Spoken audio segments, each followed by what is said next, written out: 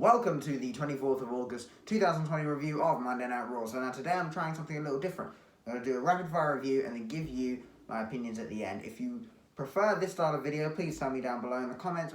Or if you prefer the longer style videos, then just tell me that as well. Just leave a comment, I love talking to you guys.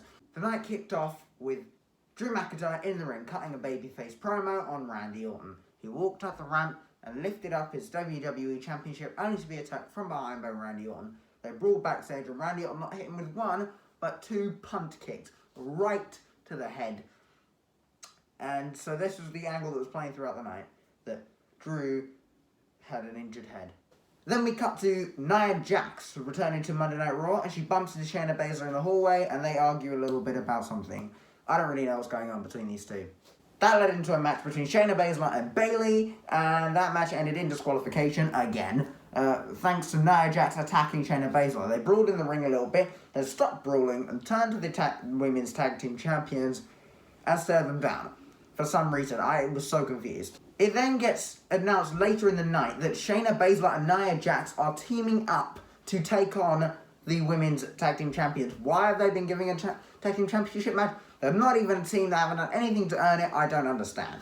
Next up was the Kevin Owens show with special guest Aleister Black. He comes down, he's got an eye patch on his eye from where Murphy pushed his eye into the steel step, and then Aleister's talking to Owens, pretends that his eye starts to hurt, and then Black masses Kevin Owens. Aleister Black has turned heel, but his gimmick hasn't really changed, and we all thought he was going to get a gimmick change, but Aleister doesn't need one. Then next up was a 24/7 championship fatal four-way match. The champion Shelton Benjamin defending against Akira Tozawa, R-Truth, and Cedric Alexander. It was a quick 1.5 minute match. A roll-up by Akira Tozawa on someone, I can't remember. 1, 2, 3.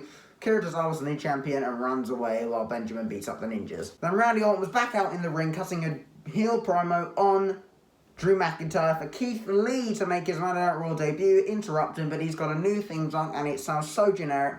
This one before was so much better. Keith Lee comes down to the ring and challenges Randy Orton to a match. Randy Orton says maybe later.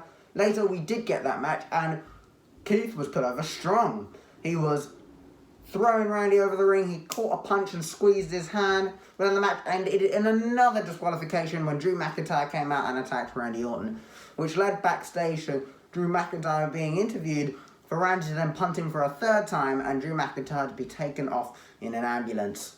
Then next up was Angel Garza versus Montez Ford. I don't know why they're continuing this feud.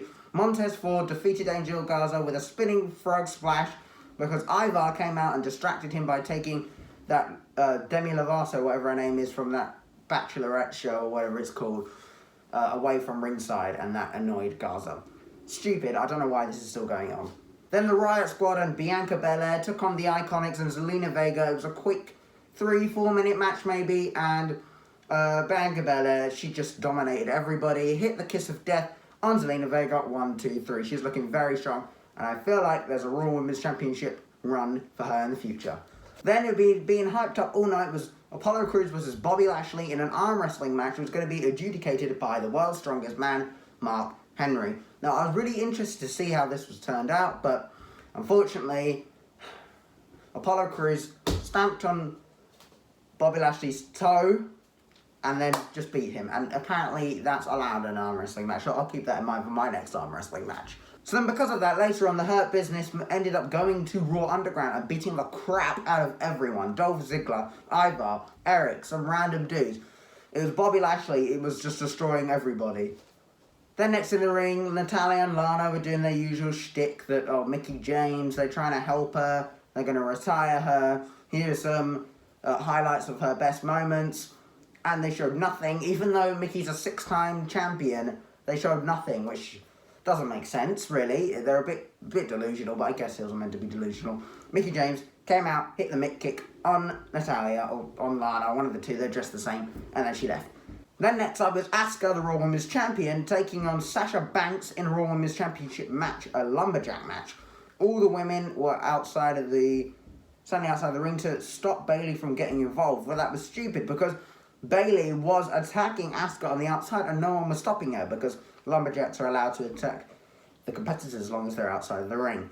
So that was a bit stupid, but then for some reason Bayley decides to get a chair out from under the ring and then she starts getting attacked, which just distracts Sasha Banks, which allows Asuka to put the Asuka lock in. Sasha taps out, looking very sad. Then lastly, it was Rey and Dominik Mysterio taking on Seth Rollins and Murphy in a tag team match, and the match ended in another disqualification finish when Retribution came to the ring and attacked the Mysterios, but didn't attack Rollins and his disciple, strangely enough. So a lot of people are thinking maybe Rollins has got something to do with this, Miz has got something to do with this.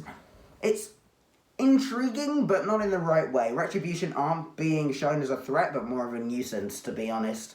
I'm not intimidated by them, and I wouldn't be surprised if they disappear in the next few months, just like the Forgotten Sons. Anyone remember those? Anyway, what would I give this Raw out of 10? I'd give it a 6 out of 10. It was a very watchable episode. Nothing too crazy happened. I don't understand why Nia and Baszler are taking on the Women's Tag Team Champions, but they're probably going to win, let's be real. I don't understand why the Street Profits are still feuding with Angel and Andrade. I don't understand why they're doing the same shtick with the 24/7 Championship every week, just throwing the title to different people. That title's really dead by now. Raw Underground is now just an afterthought. And Aleister Black turning heel, that's my reaction. But anyway, thank you so much for watching this video. Tell me what you thought down below, and I'll